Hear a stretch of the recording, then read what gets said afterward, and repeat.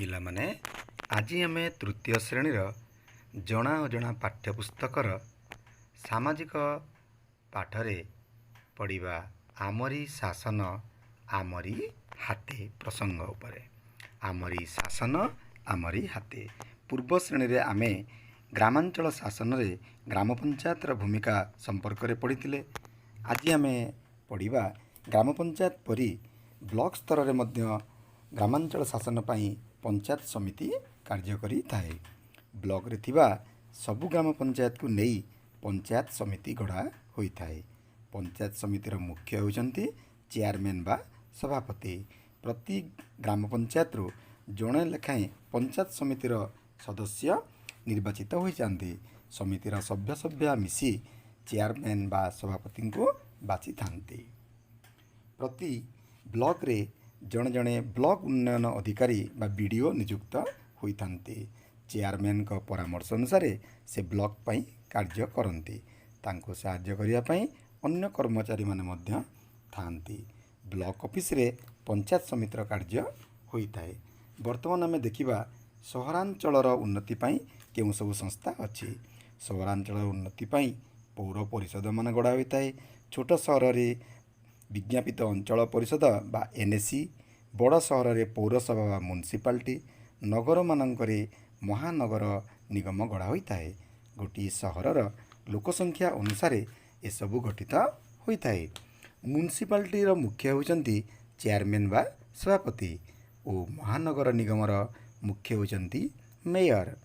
କାଉନସିଲରମାନେ ସଭାପତିଙ୍କୁ କାମରେ ସାହାଯ୍ୟ କରନ୍ତି। ସହରରେ ଶିକ୍ଷା, ସ୍ୱାସ୍ଥ୍ୟ, ଗମନାଗମନ ପ୍ରଭୃତିର ଉନ୍ନତି ପାଇଁ ଏମାନେ କାର୍ଯ୍ୟ କରିଥାନ୍ତି। ଏହାଛଡ଼ା ସହରର ଅଳିଆ ଆବର୍ଜନା ସଫା କରାଇ ସହରକୁ ପରିଷ୍କାର କରିଥାନ୍ତି। ଏସବୁ କରିବା ପାଇଁ ସେମାନେ ସରକାରଙ୍କଠାରୁ ଅର୍ଥ ସାହାଯ୍ୟ ପାଇଥାନ୍ତି। ଏହାଛଡ଼ା ପୌର ପରିଷଦ ସହରବାସୀଙ୍କଠାରୁ ଘରବାଡ଼ି, ଯାନବାହନ ଉପରେ କିଛି କର ମଧ୍ୟ ଆଦାୟ କରିଥାଏ। ଏସବୁ ଅର୍ଥ ସହରର ଉନ୍ନତି ପାଇଁ କାର୍ଯ୍ୟ ହୋଇଥାଏ। ବର୍ତ୍ତମାନ ଦେଖିବା ପୌର ପରିଷଦର କାର୍ଯ୍ୟ। ପୌର ପରିଷଦ ଜଳ ଯୋଗାଣ କରିଥାଏ, ଶିକ୍ଷାର ଉନ୍ନତି କରିଥାଏ, ବିଦ୍ୟୁତ୍ ଯୋଗାଣ କରିଥାଏ, ବ୍ୟବସ୍ଥା କରିଥାଏ, ପରିଷ୍କାର ପରିଚ୍ଛନ୍ନତା ପ୍ରତି ଧ୍ୟାନ ଦେଇଥାଏ, ଗମନାଗମନର ସୁବିଧା କରିଥାଏ ଏବଂ ଲୋକମାନଙ୍କର ସ୍ୱାସ୍ଥ୍ୟର ମଧ୍ୟ ସୁବିଧା କରିଥାଏ। ଏବେ ଆମେ ଜାଣିଲେ ଗ୍ରାମାଞ୍ଚଳରେ ଗ୍ରାମ ସ୍ତରରେ ଗ୍ରାମ ପଞ୍ଚାୟତ ଅଛି। ତା'ର ମୁଖ୍ୟ ହେଉଛନ୍ତି ସରପଞ୍ଚ, ତା'ର ସଭ୍ୟମାନଙ୍କୁ କୁହାଯାଏ ୱାର୍ଡ଼ ମେମ୍ବର ଏବଂ ଗ୍ରାମ ପଞ୍ଚାୟତର ଅଫିସର ହେଉଛନ୍ତି ପଞ୍ଚାୟତ ସମ୍ପାଦକ।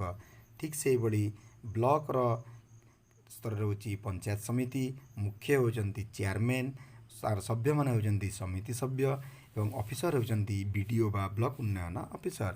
ସେହିପରି ସହରାଞ୍ଚଳରେ ବିଜ୍ଞାପିତ ଅଞ୍ଚଳ ପରିଷଦ, ମ୍ୟୁନିସିପାଲିଟି, ମହାନଗର ନିଗମ କାର୍ଯ୍ୟ କରିଥାଏ।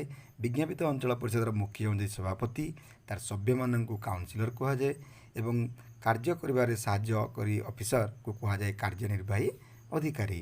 ଠିକ୍ ସେହିପରି ମ୍ୟୁନିସିପାଲିଟିରେ ମୁଖ୍ୟ ହେଉଛନ୍ତି ପୌରପାଳିକା ବା ନଗରପାଳିକା, ସଭ୍ୟମାନେ ହେଉଛନ୍ତି କାଉନସିଲର, ଅଫିସର ହେଉଛନ୍ତି କାର୍ଯ୍ୟନିର୍ବାହୀ ଅଧିକାରୀ।